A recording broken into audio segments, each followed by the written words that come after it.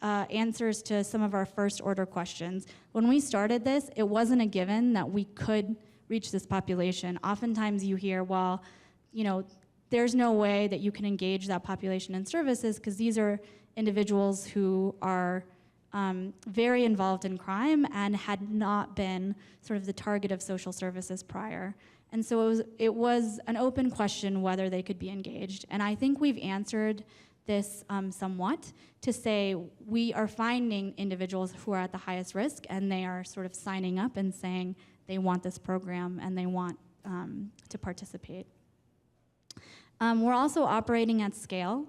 And scale can mean different things, but we're in 5 different neighborhoods across Chicago, and the goal is to get to 500 young men in jobs.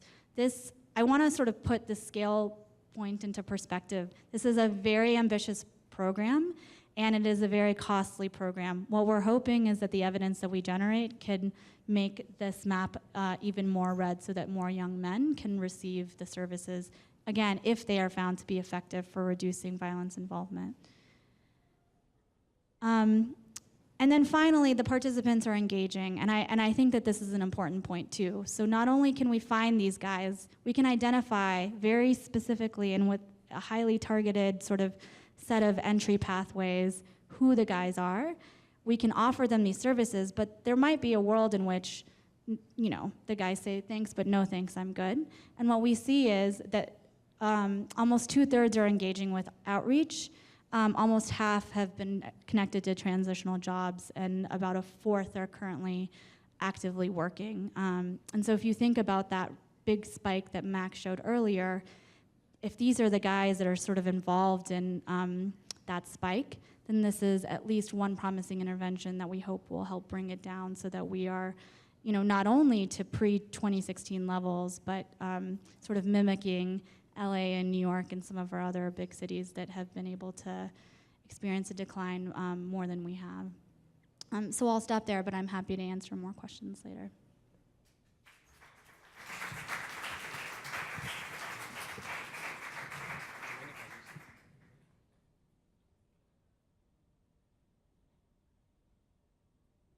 Hola, buenas tardes.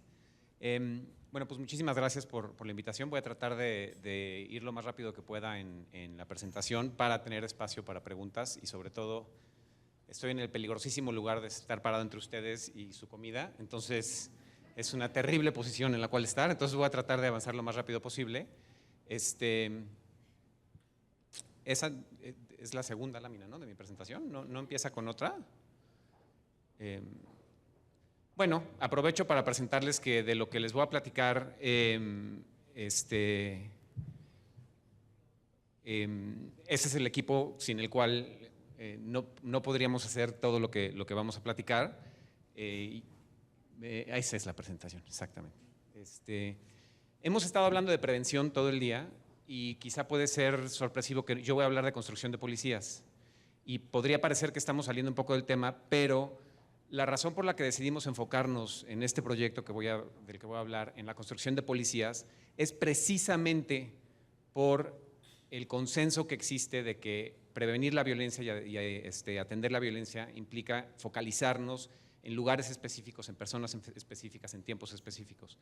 Pero una precondición para podernos enfocar en lugares específicos, personas específicas y tiempos específicos es tener un actor institucional, sobre todo al nivel local, que tenga la capacidad, que tenga el compromiso y que tenga digamos, el arraigo para poder hacer estas intervenciones. Y si no tenemos un actor institucional a nivel local que lo pueda hacer, entonces pues, todo lo demás de lo que estamos hablando es imposible. Entonces una precondición para poder hacer las intervenciones de las que hemos estado hablando todo el día es tener policías en las que podamos confiar, sobre todo al nivel local. Y como es una precondición, por eso en nuestro proyecto se enfoca justamente en esta pregunta de cómo construimos policías que sean confiables, que sean resilientes, que sean eficaces en México.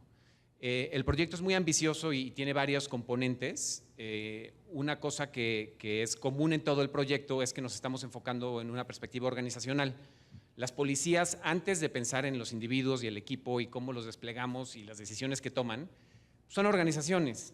Y si la estructura organizacional no es sólida y no está bien diseñada, Ernesto lleva dedicándose a esto muchos años y por eso certifica a las policías como las certifica, si no tienes una estructura que esté bien diseñada y que sea sólida, todo lo demás se vuelve irrelevante. Entonces, la perspectiva desde este proyecto sí es de cómo se ve una organización policial que pueda ser eficaz, que pueda ser resiliente y que pueda ser confiable. Dentro de este proyecto, que es muy amplio, ahorita nada más voy a hablar de un componente que es una alianza que tenemos con la Ciudad de México para atender un tema muy específico, que es cómo la policía construye confianza con la ciudadanía. El proyecto, sin embargo, es más amplio y con mucho gusto platicamos en el momento que quieran sobre los demás componentes del proyecto. Sí, eso funciona el clicker. Entonces hablaba de que tenemos un fantástico equipo que ha trabajado en distintos componentes de esto y nada más quería decir que todo lo que voy a presentar aquí yo soy como que el vocero, pero la verdad es que sin el equipo, que es un equipo, mi orgullo más grande no es lo que estamos aprendiendo, sino que hemos logrado tener un equipo de gente muy comprometida que está trabajando en estos temas en distintos lugares del país. Entonces, en el tema con la Ciudad de México, la pregunta central de investigación es cómo construimos confianza entre la policía y la ciudadanía.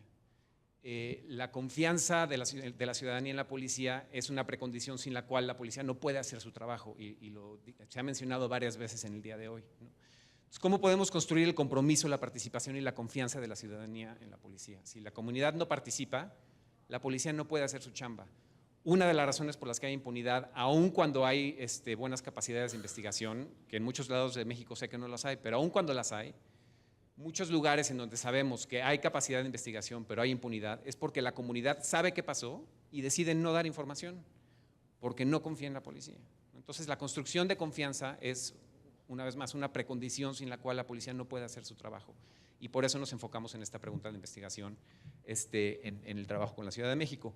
Es un proyecto con la Ciudad de México que quiero reconocer el compromiso que han tenido, lo involucrados que han estado y lo abiertos que han estado a que participemos con ellos en las distintas líneas de trabajo. Y sí quiero hacer un reconocimiento público de que genuinamente nos han dejado trabajar y genuinamente están curiosos de aprender cómo pueden mejorar la forma en la que están haciendo las cosas. Y tenemos con ellos 4 líneas de trabajo.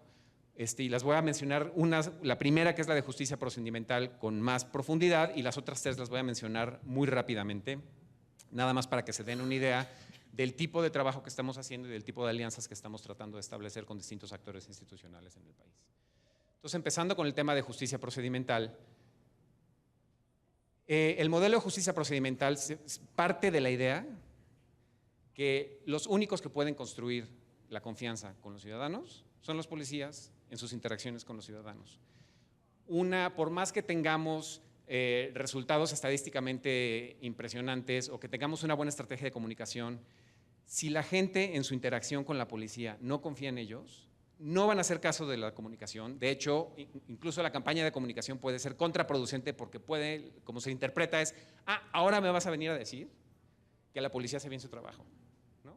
Entonces, los únicos que realmente pueden construir la confianza entre la ciudadanía y la policía son los policías en la calle, en cómo interactúan con la ciudadanía. Y ese es el punto de partida del modelo de justicia procedimental.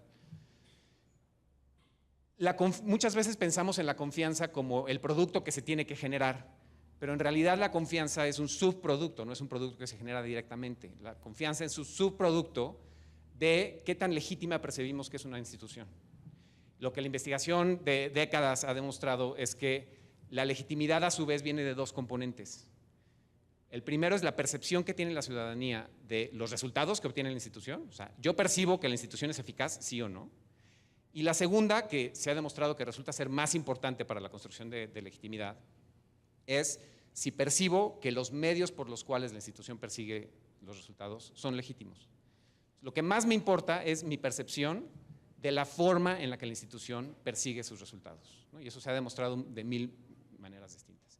Y lo que también la investigación ha demostrado, que por cierto mucho de esto está documentado en un documento anterior de USAID, de cosas que se han demostrado que tienen impacto en la relación entre la policía y la ciudadanía, es que cuando analizas qué tipo de interacciones son las que se interpretan como legítimas entre la ciudadanía y la policía, se ha logrado aislar que hay 4 principios que tienen que estar presentes para que un ciudadano, después de interactuar con una institución, diga, pues esta institución actuó bien. Y pues son los principios de voz, neutralidad, respeto y explicar. O sea, La institución, los actores de la institución, los representantes de la institución, primero que nada tienen que dar voz a la ciudadanía.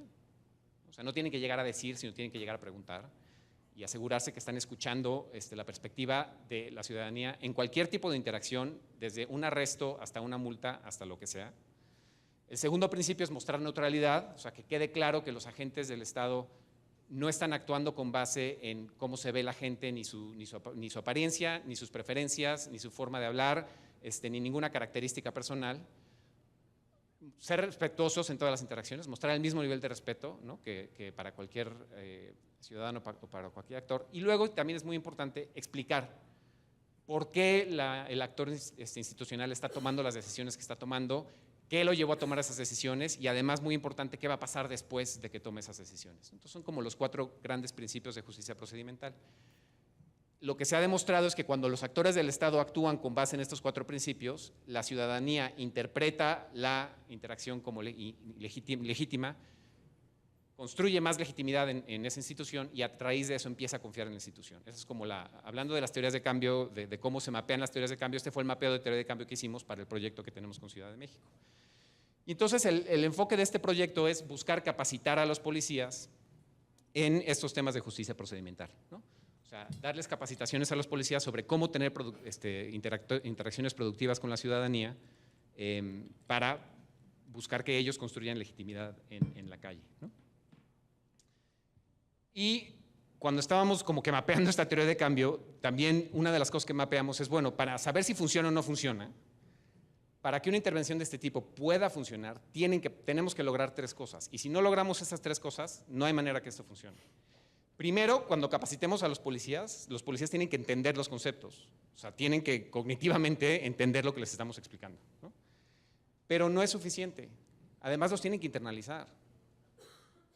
No es suficiente que entiendan lo que les estamos diciendo. Además, ellos tienen que convencerse que esta es una mejor forma de hacer su trabajo y que ellos quieren cambiar su identidad como policías a raíz de lo que están aprendiendo. Y tercero, y quizá el más importante, es que a raíz de estas 2 cosas tienen que cambiar su comportamiento y tienen que cambiar su conducta en la calle. Y si no logramos estas 3 cosas, pues entonces la capacitación no funciona, ¿no? Entonces, así está diseñado el proyecto. Siguiendo un poco lo que decía Vivian hace rato de cómo buscar generar evidencia en México basada en lo que hemos aprendido en lugares anteriores, lo que hicimos como punto de partida es, bueno, cómo se ha instrumentado justicia procedimental en otros lados del mundo de manera exitosa. Entonces vimos las mejores prácticas de todos los programas de justicia procedimental que se han hecho en todos los lados del mundo. Con base en eso, destilamos las mejores prácticas de los programas, tradujimos, digamos, y generamos un primer boceto de un manual o de un programa de capacitación, pero después también reconocimos que muchos de los conceptos y sobre todo muchas de las herramientas que funcionan para los policías de Stockton, que son muy buenos en justicia procedimental, pues no se traducen al contexto mexicano. Por dar un ejemplo muy sencillo, el tema racial en la relación entre la policía y la ciudadanía de Estados Unidos es fundamental y es central para entender casi todo lo que pasa entre las comunidades vulnerables y la policía. Y en México no es de los primeros filtros que usan los policías, de hecho es un filtro que para ellos no significa mucho. Sin embargo, hay otros filtros que son mucho más importantes para el contexto policial mexicano que no vienen, digamos, de ninguna manera documentados en las prácticas que se han hecho.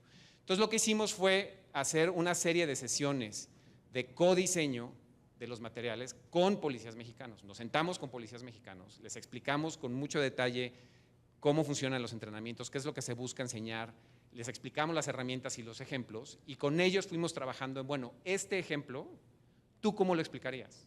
¿Qué lenguaje usarías tú para explicar esto y cómo lo entenderías tú? Y dime un ejemplo en tu experiencia que demostraría este tipo de interacciones. Entonces hicimos un trabajo, de Marina aquí que está sentada, fue instrumental en este proceso de codiseño, para no traducir, sino generar un programa de capacitación basado en la realidad policial mexicana. Con base en esto después lo piloteamos con tropa y con mandos, y con base en esto, una cosa que nos importaba mucho que nos importa mucho en este proyecto es no nada más ver si la intervención funciona, sino además generar los instrumentos, las herramientas que permitirían escalar esto de una manera que sea costeable si resulta que sí funciona. Entonces, algo que para que nosotros fue muy importante fue crear los manuales de capacitación para los policías y además crear un proceso de capacitación de capacitadores que fuera replicable. Entonces, además de evaluar el impacto del proyecto en sí, nos importaba también mucho desarrollar un proceso que sea sistemáticamente replicable para capacitar los capacitadores que se tendrían que tener para poder capacitar a toda la policía de la Ciudad de México, por ejemplo, ¿no? Entonces, ese fue, digamos, el proceso. Y luego de ahí lo que hicimos fue un diseño experimental en donde de los 72 sectores que hay en la Ciudad de México, aleatoriamente escogimos 60. Esos 60 los partimos en dos, 30 reciben tratamiento, 30 son sectores de control, y dentro de cada uno de los sectores, dentro del grupo de tratamiento y de control, escogimos alrededor de 1,000 policías de tratamiento y 1,000 policías de control, que además están empatados en sus características personales, ¿no? O sea, cada policía de tratamiento tiene un policía de control muy parecido, ¿no? Y pues luego, otra vez gracias a Marina y al equipo, diseñaron una máquina de capacitación que durante las semanas que aparecen aquí, se capacitaron 900 policías de los 30 sectores de tratamiento. Una cosa que hace que la maquinaria de capacitación sea compleja, pero que es importante aprender cómo hacerlo, es que los grupos tienen que ser pequeños. Un problema de la capacitación a policías en México es que para tratarla de escalar, se dan así, como salones como estos. Y pues los policías no aprenden nada, porque los policías llegan a la capacitación después de un turno de 12 horas, en sus 24 horas de descanso, sin dormir, están sentados hasta atrás, y pues no aprenden nada y salen con su sello de capacitación, pero no aprendieron nada. Entonces aquí, para nosotros era muy importante diseñar un mecanismo de capacitación en donde supiéramos que sí había posibilidad de que aprendieran, ¿no? Entonces, por eso eran grupos pequeños y por eso la máquina es como complicada, ¿no? Pero se capacitaron los 900 policías y luego, entre abril y junio, capacitamos a los mandos medios de esos policías. Un descubrimiento en los pilotos, que a lo mejor no es un descubrimiento que a nadie sorprenda, pero fue un descubrimiento, es que en los pilotos los policías nos decían: ya te compré la idea, ya la entendí, pero a mí nadie me trata así, ¿eh? O sea, yo entiendo por qué tengo que tratar a la ciudadanía como me estás describiendo, pero a mí mis mandos no me tratan con justicia procedimental. Entonces, sí identificamos que si los mandos no recibían la capacitación, iba a ser mucho más difícil que los policías tuvieran la oportunidad de instrumentarla en el campo, ¿no? Y basados también en evidencia de qué sirve en temas de educación, diseñamos una estrategia de reforzamiento donde les damos materiales después de la capacitación y además después de ciertas semanas les mandamos mensajes de texto cada X tiempo recordándoles algunos conceptos de la capacitación, ¿no? Entonces, por ejemplo, un concepto muy importante del curso es que tienes que pensar en la confianza entre la policía y la ciudadanía como una gran cuenta de banco, que es la cuenta de banco comunitaria. Y cada interacción que tú tienes con la ciudadanía, o vas a hacer un depósito o vas a hacer un retiro. Y esa cuenta, pues todos los policías dependemos de ella, porque si la cuenta estaba en saldos rojos, pues no vamos a poder hacer un buen trabajo, pero si la cuenta tiene muchos fondos, tú vas a poder hacer tu trabajo muy bien. Entonces, uno de los recordatorios, por ejemplo, es: ¿hoy hiciste algún depósito o algún retiro? ¿No? Y pues muchas veces, sí nos contestaban y nos decían: no, la verdad es que hoy sí hice un retiro porque tuve una interacción muy difícil. O a veces nos decían: hoy sí logré hacer un depósito, y nos contaban un poquito la historia. La estrategia de evaluación, que es, digamos, una parte para nosotros muy importante en el proyecto, es: si sabemos que estas tres cosas tienen que pasar, pues ¿cómo evaluamos si están pasando o no? Evaluar si entendieron o no es muy fácil, porque pues hacemos un examen, ¿no? Un cuestionario antes y después a tratamiento y a control, para saber si los que entrenamos entienden los conceptos mejor que los que no entrenamos, y eso está muy fácil. Lo que es más difícil es saber si en su corazoncito internalizaron los conceptos o no. O sea, medir si alguien lo internalizó o no, para nosotros fue un reto muy importante. Y también el tema de cambio conductual, pues obviamente también es complicado de medir. Entonces les voy a platicar muy rápido las estrategias de evaluación que diseñamos. La de encuestas, pues mide percepciones de los policías con respecto a su labor policial y las interacciones con las ciudadanías. Ya terminamos línea base, que terminamos encuestando a casi 3,000 policías y a 200 mandos, y estamos terminando con línea media, o sea, 3 meses después de la capacitación, hacemos línea media para ver si se acuerdan de las cosas o no. La segunda evaluación, bueno, les voy a comentar un par de cosas muy rápidas que han salido de la línea base. Todavía no tenemos resultados de la capacitación porque estamos levantando línea media, pero en la línea base salieron cosas bien interesantes que no van a sorprender a nadie, pero que es importante mantener como que presentes, ¿no? Una que para mí no me sorprendió después de trabajar con los policías, pero puede sorprender a mucha gente, es que la mayoría de los policías están muy comprometidos con el trabajo de ser policías. Y la mayoría de los policías quieren ser buenos policías, genuinamente quieren ser buenos policías. Y están muy identificados con el trabajo policial y están muy identificados con la institución policial. No se ve aquí, perdón por la letra tan chiquita. Sin embargo, la mayoría de los policías sienten que no pueden confiar en sus mandos y que no pueden confiar en los procesos de su institución, ¿no? Que es algo que es muy importante mantener en mente. Y la mayoría de los policías sienten que ellos no pueden confiar en los ciudadanos. Es bien importante también recordar, ¿no? Si tú le preguntas a un policía, ¿confías en el ciudadano o en la ciudadanía? Te dicen, pues por supuesto que no. Si la ciudadanía todo el tiempo me está tratando de extorsionar y está tratando de brincarse las reglas y se queja cuando yo estoy tratando de hacer mi trabajo, ¿no? Y otra cosa que para nosotros fue muy interesante en los resultados de la línea base es correlaciones enormes entre satisfacción de los policías con su trabajo y su percepción de qué tan transparentes son los procesos dentro de la institución. Correlaciones muy grandes entre la percepción de sus superiores, de qué tanto confiaban en sus mandos y qué tan transparentes piensan que son los procesos dentro de la institución. Para nosotros esto fue muy importante, se los hemos comunicado a la Secretaría para decir, oye, cosas muy sencillas como transparentar más tus procesos internos pueden tener un impacto enorme en ayudar a que los policías estén más contentos con su trabajo. En cuanto a la segunda evaluación de impacto, que es de las que más nos entusiasman, ¿cómo medir si los policías están internalizando los conocimientos? Diseñamos una metodología de fotoreportaje en donde les damos una cámara a los policías durante 5 días y les pedimos que tomen fotos de lo que significa para ellos ser policías en relación con la ciudadanía, en relación con sus mandos y en relación con sus pares. Regresan con las fotos, nos sentamos con ellos y hacemos una entrevista a profundidad para que nos cuenten las historias detrás de cada una de las fotos. Creo que voy a tener que terminar con esto porque me estoy acabando el tiempo, pero les quiero dar la trayectoria de un día en la vida de un policía en estos fotoreportajes para que vean el tipo de datos que salen. En este caso, la primera llamada de servicio de este policía en el día fue ir a vigilar la entrada a una escuela.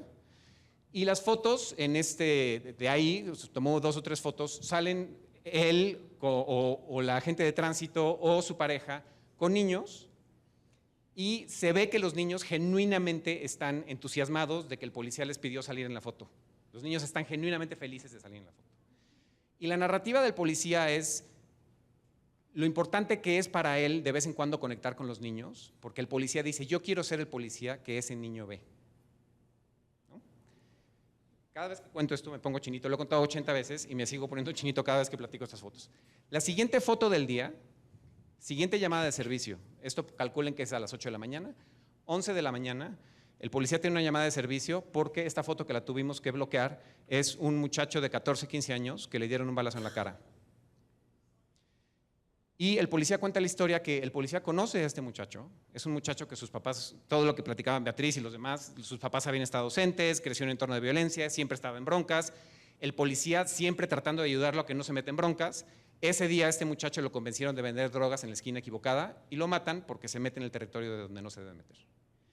Y lo que a mí más me dolió y más me impactó de cuando el policía habla de esto es que el policía dice, me lo mataron. Me mataron a mi muchacho. Esta fue su segunda llamada de servicio.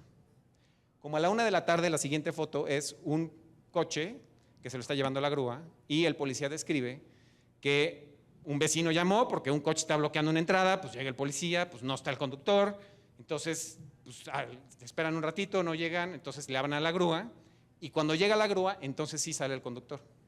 Y el conductor entra a la interacción con el policía mentándole la madre. Y a gritos, diciéndole, claro, tú eres un corrupto, lo único que quieres es extorsionarme, en lugar de estar allá afuera persiguiendo a los malos, estás aquí acosando a los buenos.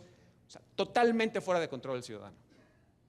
Y para darle crédito al policía, el policía dice, este ciudadano claramente se está comportando muy mal. Entiendo que yo tengo que ser el adulto en esta interacción. Entiendo que yo tengo que ser el profesional en esta interacción. Pero ¿cómo no le parto su madre? Este imbécil no sabe por lo que yo he pasado en todo el día y además yo nada más estoy haciendo mi trabajo y el que está mal es él. Entiendo que yo tengo que ser el profesional y lo maneja con profesionalismo. Siguiente foto del mismo día. En esa semana mataron a un policía en servicio y fue el funeral. Entonces aquí ven al antiguo secretario Irán con los subsecretarios vestidos de gala en el funeral del policía. Yo cuando vi la foto pensé que la narrativa iba a ser, bueno, pues el trabajo es muy arriesgado y pues a veces se mueren. No. Lo que el policía dijo fue, si tan solo les importáramos tanto cuando estamos vivos como cuando estamos muertos. Este es un día en la vida de un policía que está tratando de hacer bien su chamba. Y estas son las situaciones a las que se enfrentan. Pero también estos son el tipo de datos que podemos levantar cuando tratamos de ver las cosas desde su perspectiva y entender cómo viven ellos la realidad. Elena Saola, que está aquí sentada y que platicamos hace ratito, que conoce a los policías de México, yo creo que mejor que nadie más, pues justo platicábamos que el reto es cómo podemos crear un entorno organizacional en donde estos policías tengan la posibilidad de hacer la chamba que quieren hacer. Hoy, la mayoría de las policías no tienen el tipo de entorno y el tipo de estructura en donde este policía puede tener éxito.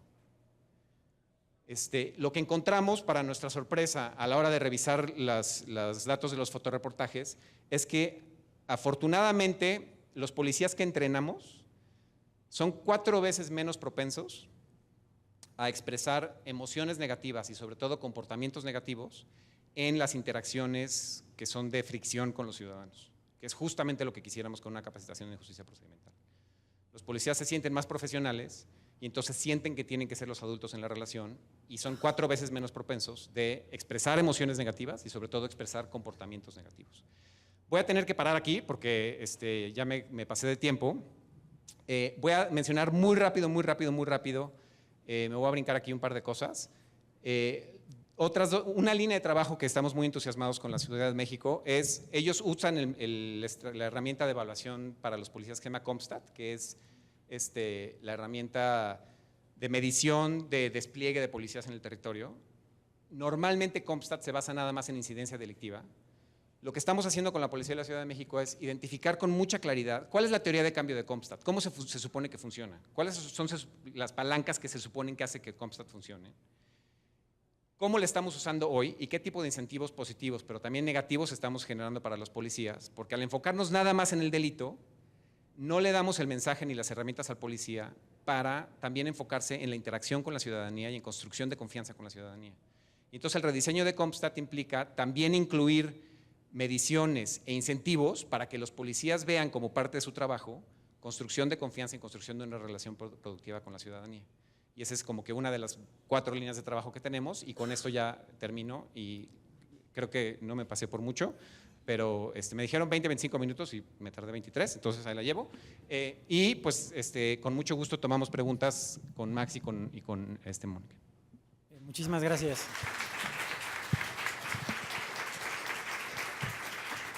Excelente presentación, muchísimas gracias. Y bueno, tenemos unos minutitos más para un par de preguntas y luego ya para cerrar el evento. Entonces, acá están levantando mano, allá atrás también.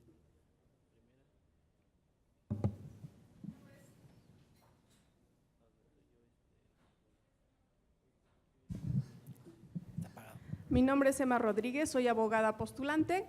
Entonces, tengo 2 preguntas para ustedes.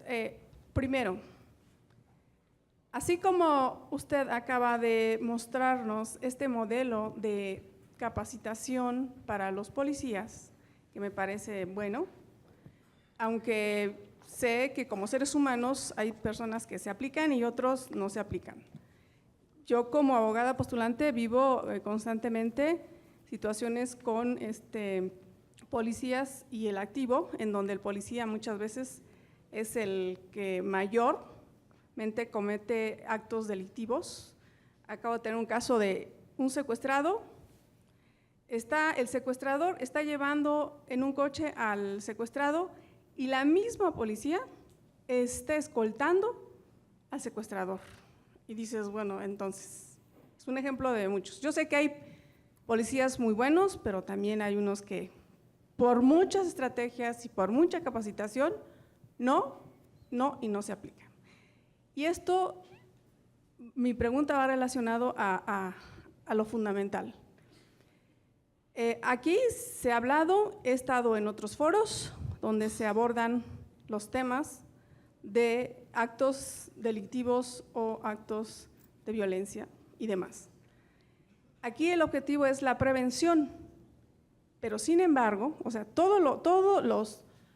las formas que han encontrado y plantean son muy buenos, solo que todavía nosotros, los mexicanos en general, y voy más allá, los seres humanos en general, no hemos atendido el fondo del problema y mucho menos el origen del problema, que son los actos delictivos o los actos de violencia de los activos, quienes los realizan. Entonces, si nosotros no atendemos el origen fundamental de esto, no podemos estar hablando de prevención. Estamos previniendo cuáles, cómo subsanar o solucionar los efectos y las consecuencias. Está súper bien.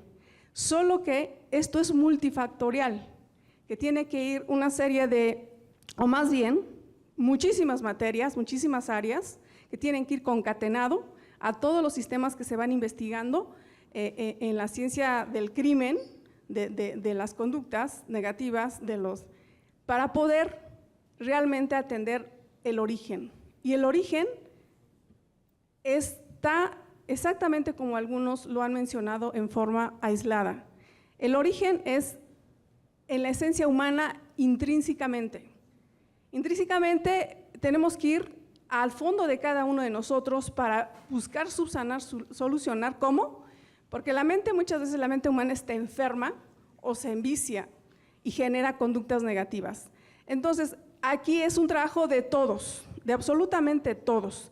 La sociedad civil, el gobierno, los servidores públicos, etcétera, etcétera, todos tenemos que participar, porque está claro que la historia nos marca que los seres humanos, a través de la historia, desde el inicio de los tiempos, nuestros antepasados han fallado y hemos estado fallando. Por eso ahora tenemos a nuestra juventud y a nuestra niñez en estas situaciones. Yo le pregunto, ¿cómo ustedes piensan solucionar eso? Pero o sea, creo que capté muy bien la esencia de tu pregunta. Perdón que te interrumpa, pero sé que hay otras personas que quieren también preguntar. Ahora, entonces, ¿cómo? Creo que entiendo la esencia de tu pregunta y creo que hay como varios componentes aquí que es importante que…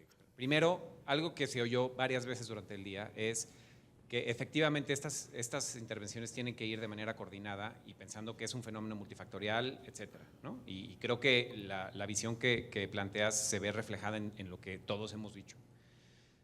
Pero hay una segunda parte que me parece fundamental, sobre todo cuando estamos pensando en los policías. Y lo platicaba con Elena durante el coffee break. Número uno, al igual que el crimen, que en el caso del crimen, el porcentaje de la población que realmente es violenta y que realmente está generando el crimen es una pequeñísima minoría que genera situaciones muy complicadas a nivel sistémico, pero es una muy pequeña minoría, por eso nos tenemos que focalizar. De la misma forma, el porcentaje de policías dentro de las policías, que son los que genuinamente están en la descripción que tú vienes, son los que son las manzanas podridas, ¿no? Es la minoría.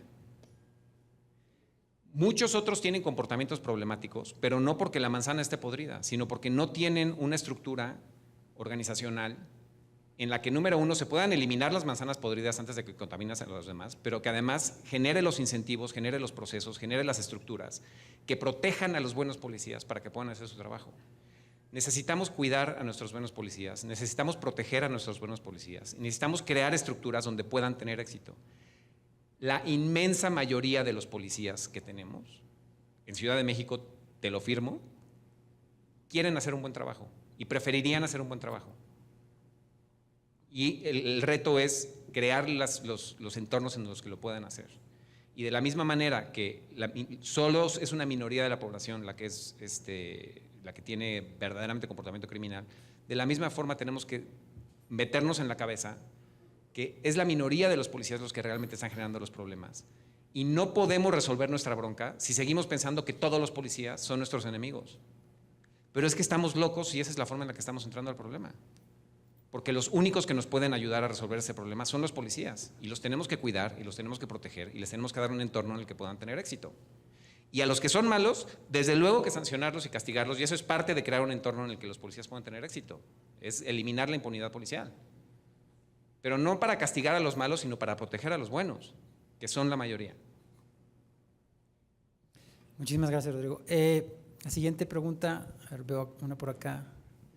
Por favor, nada más les pido si pueden ir directo a la pregunta brevemente, porque creo que hay varias y para poder alcanzar estamos a punto de terminar. Sí, muchas gracias. Paco Vite, soy un analista independiente. Yo me quiero hacer un rápido comentario sobre lo que dijo hace un momento Ernesto López Portillo, pero que tiene que ver con el problema de recopilar evidencia. Cuando intervino Ernesto López Portillo, yo me quedé con la idea de que el principal reto que tenemos es poder combatir nuestras propias certezas, o sea, queremos a fuerza reproducir lo que ya sabemos.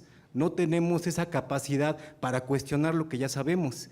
La mesa anterior era esa confrontación de perspectivas muy diferentes. Bueno, qué bueno que un empresario tiene una perspectiva sobre el asunto centrada en la familia, en fin. El asunto es qué evidencia tenemos, no podemos echar de antemano ninguna perspectiva sobre el asunto, echarla abajo. Necesitamos recopilar evidencia, poder combatir la certeza que ya tenemos con base en evidencia, y eso parece que lo que luego nos causa mucho problema, darle la vuelta, resistirnos ante la evidencia. Y creo que la lección para mí de los paneles por favor, de todos la pregunta. es la lección, y ahí voy, y solamente una pregunta sobre el caso de México. Esa lección que también comentaba Ernesto López Portillo, las instituciones las están queriendo cambiar y reinventar cada 3 o cada 6 años. ¿Qué perspectivas tenemos de que este ejercicio en particular va a continuar realmente en el caso de la Ciudad de México? Gracias. I can speak to that, Luciendo. Voy a responder en inglés porque mi español no es tan bueno. So I think that you make a good point, and one of the things that we want to make sure, so earlier there was a point made that there are so many different perspectives, and that politics and sort of like the change of individuals in power are just going to mean that the particular values that that person espouses, or whatever the sort of fad of the day is to be able to address these issues, will come and go, but then the issues kind of remain. I actually think that in Chicago, what we've seen is that the evidence has played a part in making sure that the politics, I mean, Chicago is a very notorious place for politics, and the other day I was in a conversation where somebody accused us of now being a city where you had to have a randomized control trial in order for evidence to happen, which I certainly don't think is true. I don't think an example of 2 means that we're a city like this, but I do think that the evidence is a way in which resources and dollars are allocated towards individuals who are most in need, and then the onus is put on the siguiente administration, the next administration, the following administration, thanks, to be able to say, well, now I want to get rid of this program that we have sort of unimpeachable evidence that works. It's not just my opinion, it's not just my values, but it's evidence that sort of everyone can understand and get their heads around. And I'll just say one other thing, which is that last piece is really important. So we need to make sure that the evidence is presented and the data is presented in a way that everyone can understand, and that then that data can be used as sort of a source of power for individuals who might not have money and who might not be organized or connected in other ways, but the data is sort of a way to tell a story, of a collective story, that makes it much harder for an individual's dispositions or values to sort of knock that down. Estoy 100% de acuerdo con todo lo que dijo, y complementándolo un poquitito, En el otro de los proyectos que tenemos, que es sobre el diseño de estructuras organizacionales, una pregunta central es justamente este tema de continuidad. Es de los grandes retos en el país. Como decía Ernesto, de las cosas más frustrantes no es tanto lo que no avanzamos, sino lo que desmantelamos. Eso es de las cosas más desquiciantes que pasan en México. Entonces, la pregunta de continuidad es una de las cosas que más nos hemos enfocado.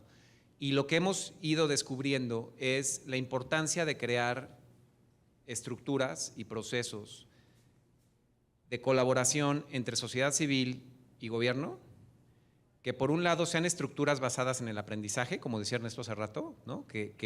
Está establecido que esta es una estructura y una relación para el aprendizaje, pero que al mismo tiempo están diseñadas para la continuidad.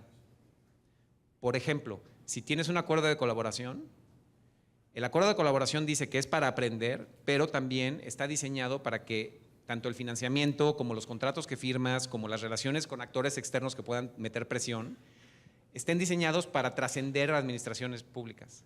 Entonces, la colaboración está diseñada para que cuando acabe esta administración le queda 1 año y medio al proyecto y le aumentes el costo a la siguiente administración de decidir rechazar el aprendizaje que se ha generado en una colaboración que claramente está funcionando y que claramente está generando conocimiento. Entonces, de lo que hemos encontrado como mejores prácticas son estas estructuras de colaboración entre sociedad civil y gobierno, que son colaboraciones para el aprendizaje, pero diseñadas para la continuidad. Muchas gracias. Creo que si son breves Y podemos... el Crime Lab, por ejemplo, es un perfecto ejemplo de eso, por eso quería que ella contestara al principio. Podemos tomar 2 más y luego ya un mensaje de despedida. Gracias. Tomás Fabianek de Fundación IDEA y C230 Consultores. Maybe a question for Chicago and the police. Very interesting that you mentioned literature from the business environment. And I would like you, maybe if you can mention a few highlights or learning on what has been the change management process. Because we've listened a lot about what you should do. Very often the how is a very difficult question. We work with different municipalities trying to improve police practices, and sometimes we would like to go exactly where you wanted to mention, but we don't really know how. So question whether if you could highlight some elements, and I don't know whether your publications are going to provide some insights regarding the issue as well. Thank you for that question. I think it's still very much a work in progress with Chicago to try to come up with clear examples of changing management practices. I think very fundamentally, the intervention that I was describing earlier is an enormous shift in attitude for a department like the Chicago Police Department. It's a 12,000 person agency that has very, very few civilians in any sort of operational capacity. And so introducing civilians and having them actually guide basic police practices was in and of itself just an enormous shift. That's not to say that we've solved the problem with the Chicago Police Department or its management practices. I think a lot of the kinds of trainings that are highlighted here would be extremely effective at changing the way that the so-called rank and file, the actual police on the street, behave. But I think one has to think of, any intervention as ambitious as this one, of actually having commanders who, for decades and decades, were used to operating one way, start to listen to civilians and have civilians working alongside those officers. Just to give one very concrete example, when we started this, as I mentioned earlier, Chicago Police didn't have any virtually no civilians working for them. So they did not have civilian analysts. So what we did, the crime lab, was, because of the nature of the crisis and the fact that it would take the police department a long time to hire analysts, we just deployed our own staff to work in CPD, to work alongside officers. These are, younger than myself, so 20-somethings. They look like they're fresh out of college. And here they are, they show up one day, and there's an officer who's been on the force for 30, 40 years, and suddenly they have to learn to get along. And the officer has to actually listen to what the analyst has to say. You can imagine we had our doubts about whether that would actually work. We were pleasantly surprised that, if you bring the right sort of attitude to this role, and it's easier for us to do. We're not police officers. We're not maybe as cynical as some who've been on the police force for 20, 30 years to maintain that optimism and that enthusiasm. But if you bring that sort of attitude into the police department, it can have a tremendous impact. We were taken seriously, we were listened to, we were respected. Not always, there were incidents, but for the most part, I would say that one has to be optimistic about the possibility of changing even a department as large and as some would say notorious as the Chicago Police Department. I would add too that it's not like the strategic decision support centers were rolled out citywide immediately. Like it was, hey, we have all this data and we don't know how to use it. And then we started deploying our staff. So the rollout was like very quiet, and then the commander in the 7th district was the champion who then told the commander in the 11th district. And these were both commanders who were very well respected. And so having kind of a quiet rollout where the buy-in, you don't sort of have to champion your own program then. You can just let the practitioners who have respect in the institution itself be your champion. And that is, I think, a change management practice that we see in the literature, but one that was really effective here. And then the second thing was hiring an implementation manager who was a veteran, so had credibility with both the staff and the police to sort of be a broker between the two cultures, for lack of a better word. Muchas gracias. Había una más por acá y ya pasamos a las palabras. Gracias. Mi pregunta es para Rodrigo. Mi nombre es Omar García. Me pareció muy interesante la intervención que han estado haciendo aquí en la Ciudad de México. Y quizás esto ya está incluido en el diseño de la evaluación, pero una preocupación que tenía es que, según entiendo, todos los componentes de la evaluación vienen desde la perspectiva de los policías, ¿no? Entonces, si lo que nos interesa es saber si estamos construyendo policías más confiables y se relacionan mejor con los ciudadanos, creo que también es importante para evaluarla como una política pública, saber qué piensan los ciudadanos que tienen interacciones con estos policías que están recibiendo la capacitación. Entonces, mi pregunta es simplemente si hay algún componente en el diseño de la evaluación que tome en consideración esto. Sí, obviamente es muy importante tu pregunta y te la voy a contestar con 3 cosas muy sencillas. La primera es que lo que está muy, muy, muy documentado en 800 estudios diferentes es que cuando un policía se comporta con los principios de justicia procedimental, y se ha demostrado de veras 1000 veces de una manera que no es muy valioso replicarlo aquí, se ha demostrado 1000 veces que un ciudadano que interactúa con un policía que se comporta así, sale de la interacción diciendo, no, pues en ese policía sí confía. Eso se ha hecho en el laboratorio, se ha hecho en el campo 800 veces. Para nosotros no era tan prioritario replicar ese resultado. Sin embargo, la Ciudad de México es distinta, entonces sí estamos haciendo un levantamiento de percepción ciudadana de la policía. Un reto es que, como es un experimento y nada más estamos capacitando a 1000 policías, pues no nos da el número de cuántos ciudadanos allá afuera van a interactuar con estos 1000 policías en las siguientes semanas para poder evaluar si realmente tiene un impacto en la percepción ciudadana el entrenar a 1000 policías. Es más, te contesto desde ahorita que el impacto a ese nivel agregado va a ser 0 de capacitar 1000 policías, porque esto toma tiempo, porque el número de interacciones que tiene cada policía con cada ciudadano, etc. Lo que sí hicimos, precisamente para atender tu pregunta, es tratar de evaluar si los policías estaban cambiando su comportamiento de una forma que supiéramos que de manera confiable iba a empezar a construir confianza. Y la metodología de evaluación que diseñamos para eso es una metodología de usuarios simulados, en donde diseñamos 3 scripts estandarizados con base en las interacciones más comunes entre policías y ciudadanos, interacciones que generan fricción, y contratamos actores profesionales que parecen ciudadanos promedio, y los policías entran a una llamada de servicio, nuestros policías de tratamiento y nuestros policías de control entran a una llamada de servicio sin saber que están interactuando con un actor profesional. Y ahí el actor no sabe si está interactuando con un policía capacitado o no capacitado. De hecho, los actores tienen muy poca información de cómo fue la capacitación, no saben exactamente qué están evaluando. Lo único que sabe el actor es que tiene que hacer su script, y después el actor tiene que evaluar cómo le fue con ese policía, y además estamos grabando la interacción para nosotros también poderlo codificar. Entonces, pues fue la estrategia más rigurosa que se nos ocurrió para poder medir justamente lo que te preocupa, que es lo que más nos preocupaba a nosotros también. Bueno, pues muchísimas gracias, Mónica, Max, Rodrigo.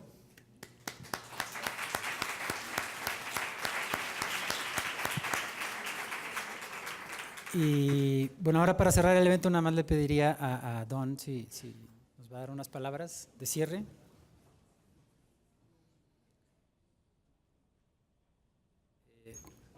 Donald Chisholm es el director de la Oficina de Justicia y Seguridad Ciudadana de USAID México y nos va a dar unas palabras de despedida.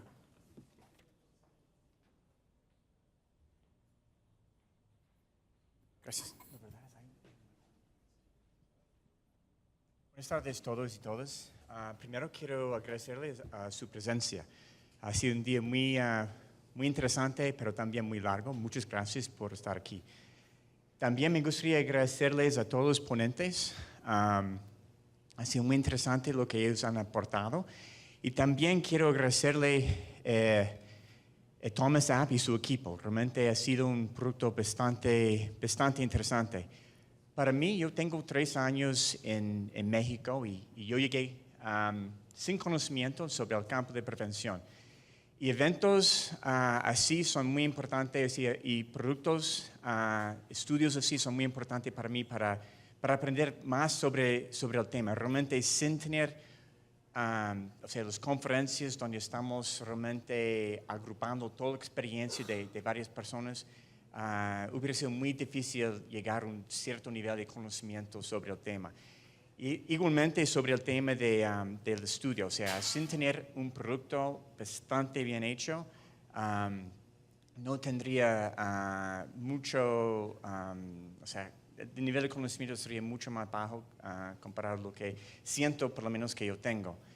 Quiero tocar un tema muy brevemente en el poco tiempo que tengo, es el tema del cambio incremental.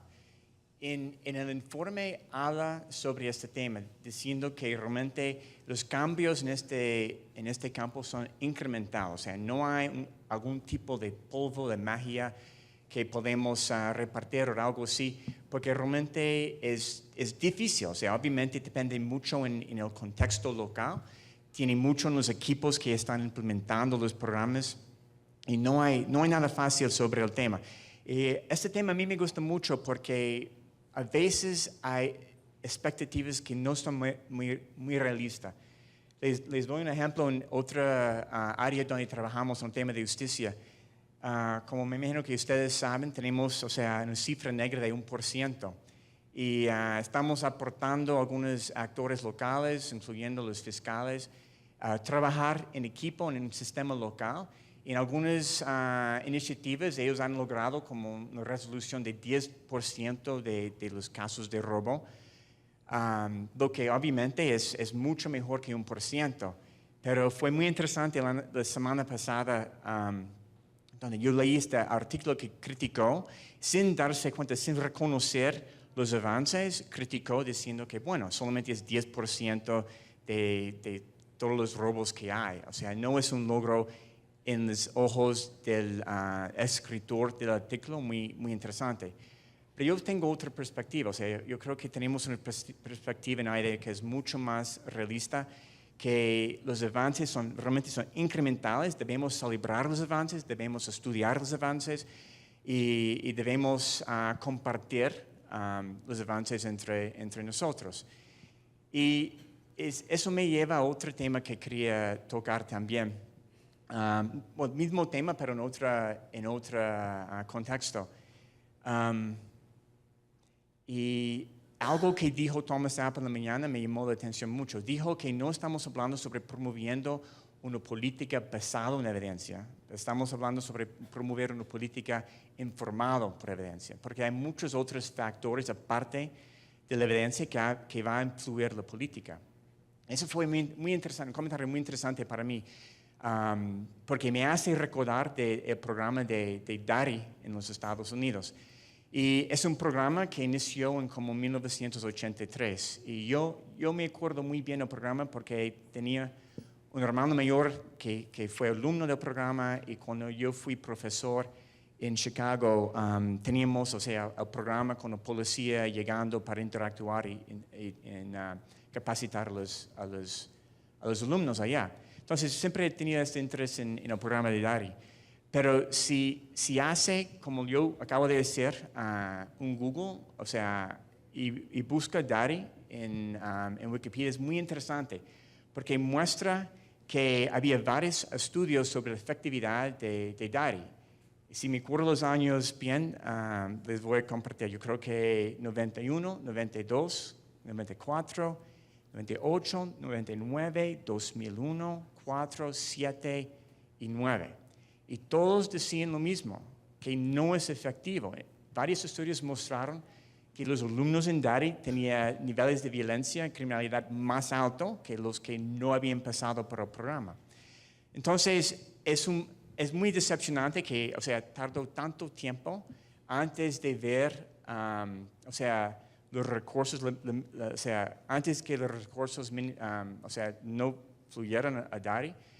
Pero solamente quería mencionarlo porque no podemos, o sea, tenemos que mantener ánimo sobre el tema, no se desanimen, es un camino difícil, o sea, hacer los estudios, hacer las investigaciones, producir evidencia, es difícil, pero al fin del día va a ser muy desalentador si la política no refleja lo que ustedes han hecho.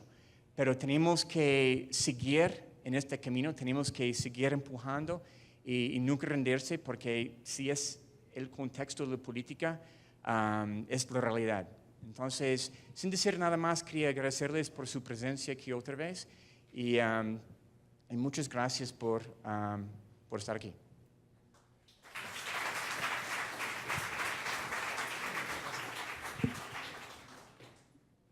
Bueno, pues muchísimas gracias a todos, eso fue todo. Gracias por asistir.